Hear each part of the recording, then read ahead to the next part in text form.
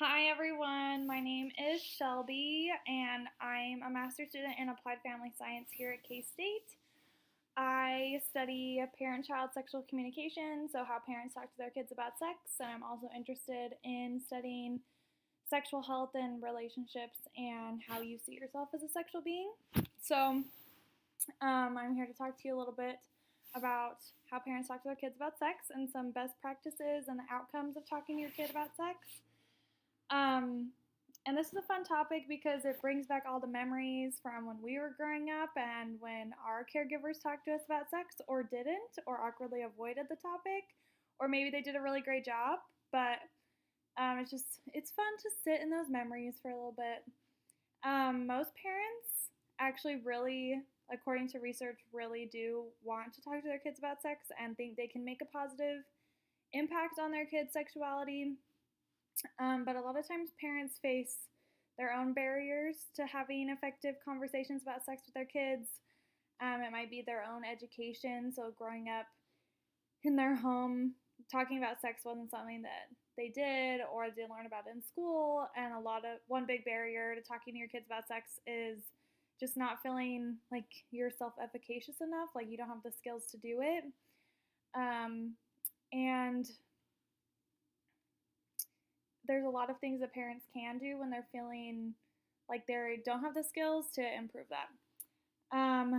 Most parents actually do, and research do report talking to their kids about sex, but often, and that sounds like, oh, yay, that we're doing a really great job, that's awesome. But when we dive down deeper into it, we see that most parents talk to their kids about either don't have sex or you better be putting on a condom. Um, and those are kind of the main messages that kids are getting. And if those are the only things you're hearing about sex, you're not being given the knowledge or the tools to actually navigate sexual decision making in your own life. And funny enough, when they look at reports of when parents say, like, how often do you talk to your kid about sex? Parents report talking a lot more frequently than their own child. So, like, the parent reports that we've talked about it a lot, and the kid is like, no, we haven't. And there are some good reasons for that that I'm going to talk about in a second. But first, I wanted to bust one of the really big myths in this area, which is that if I talk to my kids about sex, give them knowledge about sex, it's going to make them get curious and want to go experiment. And that is a real fear for a lot of parents. But actually, what the research shows is that talking to your kids about sex actually does exactly the opposite. It influences a lot of things in children's sexual development. So they delay sexual activity. They are more likely to use protection, so condoms or other contraceptives during sex. They have more contraceptive self-efficacy, which is just the idea that, like, I know how to use contraceptives and I know how to use them effectively. They have better sexual communication with their partner about their needs and wants in sex. So when the child has sex, whoever their sexual partner is, they're able to talk about sex better with that partner. And going on with that, they have a better ability to negotiate for safe sex. So saying like, hey, like, no, let's use a condom or whatever it is. And then they also have greater sexual satisfaction compared to people whose parents don't talk to them about sex. And there's a lot of like depth to that story, but all in all, we're seeing that talking to your kids about sex has really great outcomes for kids. And I just want to bust that myth right from the get-go that if you talk to your kids about sex, research shows that the outcome isn't that they're going to go crazy and go experiment with all these sexual things. They're actually going to have more knowledge and skills to negotiate sexual decision making. So that being said, we want parents to talk to kids about sex, but there are ways to do it more effectively than others. And unfortunately, the research right now is focused a lot on how parent-child sexual communication impacts contraceptive use or sexual timing, which are great things that we need to be studying, but we leave out the pieces of like, do you feel like you're like that you deserve pleasure in a sexual relationship? Do you feel like your needs are being met in a sexual relationship? Do you feel fear or guilt or anxiety around sex? We're not really looking at the holistic piece of sexuality. We're more focused on health behaviors. Also important, but again, like missing another part of the picture. Um, but from the work that we have seen, the, the messages and parent attitudes about sex, like even if you're talking to your kids about sex, if you're doing it in a shamey way, lectury way, kids aren't going to have as great of outcomes. So let's talk about some ways that parents can help this communication about sex between parent and child be the most effective possible. So, overwhelmingly, the most common suggestion from teens when we ask them what they want, and young adults when we ask them what they want from parent child communication about sex, or from, yeah, from talking to their parents about sex, is they want an open and supportive environment where they can ask questions. And a lot of teens are getting more like lectury, shamey language or scare tactics. So, like, you better not get pregnant, or don't get that girl pregnant, don't come to me with these things, or just like shutting down conversations. So, one great way parents can build that open, supportive environment where kids feel safe to like come to them with questions, or where kids can come. We had one participant in a qualitative study say that she was really scared and wanted to go on birth control, and she was sexually active, but she couldn't go to her parents about it because she was too scared of the negative repercussions. And ideally, we would have wanted her to be able, and she felt really lost and didn't have a resource. And ideally, she would have been able to like have someone to go to because she was feeling really scared and lost. So being open and supportive, and pay attention. Parents should pay attention to how they're responding when kids have sexual questions about sexual topics, because if a kid comes to you and asks you like, "Hey, I heard this word at school. I just wanted to know what it means." Like, A, that's a great thing that they're coming to you and asking a question about a more sensitive topic. But if the parent shuts them down, it's gonna be like, "Oh, I can't ask you questions." Like, it might be just like, "Hey, I heard the word virgin at school and I wanted to know what it was." If the parent responds like, "Where did you hear that?" That's like, "Oh gosh, like we can't talk about it." Then the implicit message that the kid is getting is that like, "Oh, I did something wrong by asking this question," or "It makes my dad or mom feel uncomfortable when I ask them this, so I shouldn't bring it up again. I'll just ask my friends, or I'll just look online." And we really, if we want parents to be involved, we need to have like help them give supportive and like help, and just let the kid know that we're like there to talk with them, and even if we don't know the answer, that we can be supportive and like, "Yeah, I want to help you learn about this too, because sex is something you're going to be navigating in your life." And a lot of times, especially when they're younger, it's not scary, like big scary questions that we don't want them knowing. It's just things that they like picked up at school, or wanna, or have heard about from their friends, and they're just coming to you to get an answer, and that's pretty great. So being supportive and being able to talk to kids in a way that fosters their curiosity, and like, "Yeah, like let's talk about this. This is an important topic, and I'm your parent, and I'm going to be supportive and be here for you." And like that's what teens report like really wanting from their parents. I've hit on this a little bit, but avoiding shame, so not making kids feel like they're a bad person for asking questions or for feeling sexual things. 3, a really interesting study I just read, parents who lecture instead of like having a conversation, actually kids who get lectures about sex from their parents are more likely to initiate sexual, so like have sex earlier than the parents who just like talked with their kids and had a conversation. So lecturing was like it's all the parent talking. They're like saying like, "You better not do this." That actually had worse outcomes for kids. Whereas the parents who were able to have a conversation, those kids didn't. Like, those kids were fine.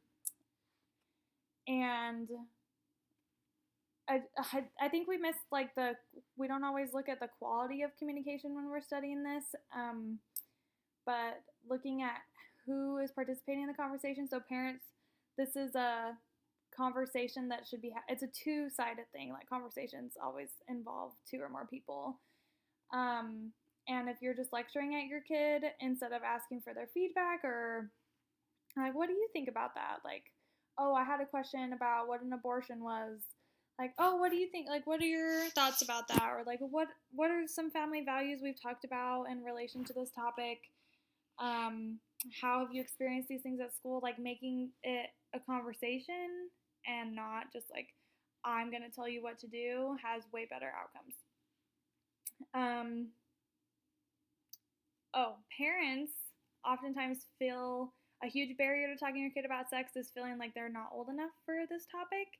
And most of the time, they are. Like, there's some great resources about like what topics are age appropriate for kids, but we don't need to be afraid that we're telling kids things too early for the most part. Like, we are usually telling them things too late because they're being exposed to a lot of things on the internet and at school. So and parents, so parents report not initiating conversations about sex because of a variety of reasons, but kids report that they want to ask questions, but they're too scared to initiate the conversation. And some of the reasons were that they didn't want their parents to judge them, or that they didn't want their parents to think they were sexually active because they knew their parents wouldn't approve. And so then going back to that, like creating an open environment, like I'm here and I'm going to support you and I'm just going to help you learn, that goes into like helping kids not feel fear to initiate conversations.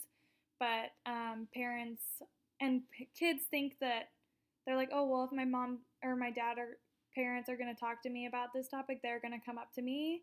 But parents think, oh, if my kid had a question, they would come to me. So it's like we're kind of just like they both want to talk about it, but no one's willing to initiate the conversation.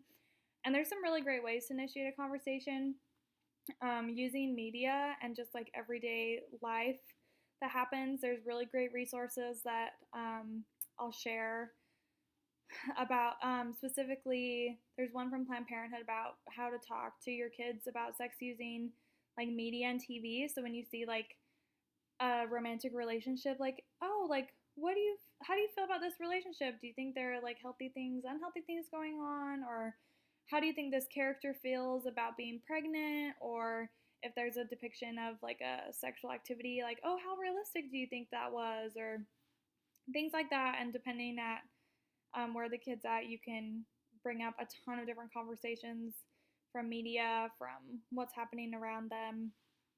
And it doesn't have to be, and it shouldn't be, just like we're going to sit down and have this big talk about where babies are made and that's it. And we're done. It should be an ongoing conversation about relationships and sex as they're experiencing all their life experiences. Yeah, so talking early and often is really important. Helping kids know from a young age that they're able to ask you questions about anything is really important. And we can build the foundation, especially for things like consent and like physical touch and respecting our own bodies and other people's bodies. Those things start really young, and we can build on that foundation later as they gain more knowledge about sexuality. And frequently, like I said before, it's not a one-time the birds and the bees talk. That's terrible. It's an ongoing conversation. Next one, meta communication, is just it's communicating about communicating. So talking about what our communication looks like, what we could do better with a parent and a child. We often look at sexual conversations like I'm the parent and I'm going to lecture you, and we talked about why it's important to have a two-way conversation, and those have better outcomes for teens.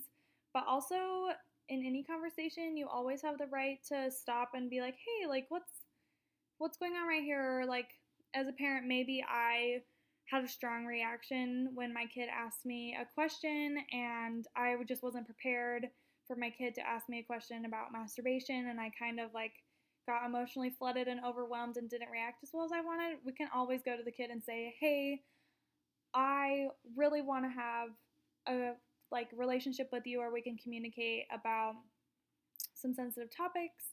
I got a little like you just caught me off guard earlier, and that doesn't mean I don't want to talk to you about these things, but like let's um let's figure out a way that I can like rebuild that trust with you and how we can communicate better about these things." And also, you can ask kids like, "Hey, like I as a parent don't really know how to give you the sexual knowledge that like you need. So like, will you tell me like what things can I be doing better when I'm talking to you and giving you information about sex?" And um and hopefully you'll be able to have a conversation about like how your communication is going and how you can make it better. And I think we forget that our children aren't just like at like not like we just think that it's a lecture and we're talking to a wall and they're just going to absorb all the information, but really it's a process of communication between two people, and we should feel like we can talk about how that communication is going and what you can do better. And going along with that, lots of research has shown that parent-child relationships that are higher in quality, so I feel closer to you, I'm not feeling like you're like the harsh authoritarian parenting style, doesn't have like having a lower quality relationship, kids aren't internalizing the things that you're telling them about sex, which makes sense because we don't listen to people that like if we don't respect them and have like a good relationship with them. So why would our kids be any different? So just building that relationship with your kid in general, and doesn't have to be about like sexual topics. It can be just take 5 minutes every day to do something with your kid that they want to do. So your kid loves playing Fortnite. Like, hey, I want to see what you're doing on Fortnite. Like, let's play 5 minutes. Or like, hey, I know you love popcorn. Let's make some popcorn together. Just getting in those, like, with your kid and getting involved in their interests and showing them that you care about them as a parent is going to build your relationship so that when you do have these talks about hard, sensitive topics, that they can be more likely to engage with you. Also, it's super important to acknowledge that like parents and adults have their own anxiety about sex and can feel their own guilt from like the messages that we've received our whole lives, and also how maybe some past experiences with sexual trauma also influence us. So working through our own anxiety about sex can be like really daunting, because if like, oh, I'm supposed to talk to my kid about sex, but like I am scared to say the word penis out loud or vulva, or like I'm still working through some really hard things in my past.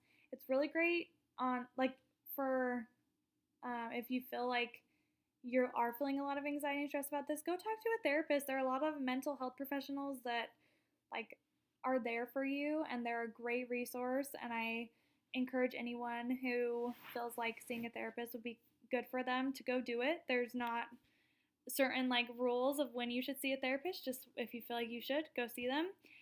That can help you work through guilt, anxiety, trauma about sexuality. Also, just practicing. So I had a professor who said that when her babies were born, she would be like breastfeeding them and then talking to them like, hey, one day your body's going to go through these changes and you're going to go through puberty and this is what it's going to be like. And it sounds kind of bizarre, like teaching your like newborn about puberty, because obviously they're not going to retain anything, but she said for her that was a really great experience to like practice and like get through her anxiety about knowing that someday she'll have to talk to her kid about sex. Even like practicing in the mirror, like saying words that are scary, looking up resources online about like topics that you might not know about. I recently talked to a dad who didn't know how to talk to his daughter about menstruation and getting her period, and so he just like buckled down and got online and read all the resources, and he felt really prepared for when that time did come. So lots of things that parents can do to like build their feelings of self-efficacy, but also work through their own anxiety about sex. Sorry. Okay. So basically the end goal is for parents to have open, honest, I didn't bring that up. We shouldn't ever lie to our kids about sex. So saying that a stork brings babies sets up that foundation for your kid to know, like, oh, well, my parents not gonna tell me truthful information, so I'll just go on the internet and talk to my friends.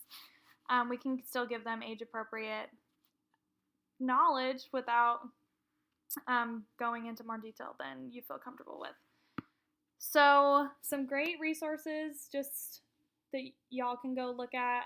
Planned Parenthood has awesome resources for how to talk to kids about sex with different like age appropriate, like what should I be talking to my kid about in kindergarten and in middle school. On their homepage, you go to learn more, and then for parents, great resource, Scarleteen, SCARLETEEN, has awesome resources for kids and parents that you can sit down and look at together. Same with amaze.org, AMAZE.org. Great, just like really friendly, age-appropriate things for kids. So remember, talking to your kids about sex is super helpful, helps them develop skills to be able to talk to their future partners about sex, which is really important in having sexual satisfaction in a relationship.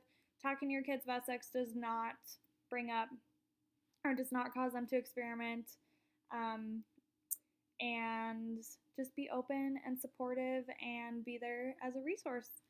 And if you have any questions, you can email Paige and she can forward them on to me. I'll send her a list of resources too so that you can look at it more. But thanks.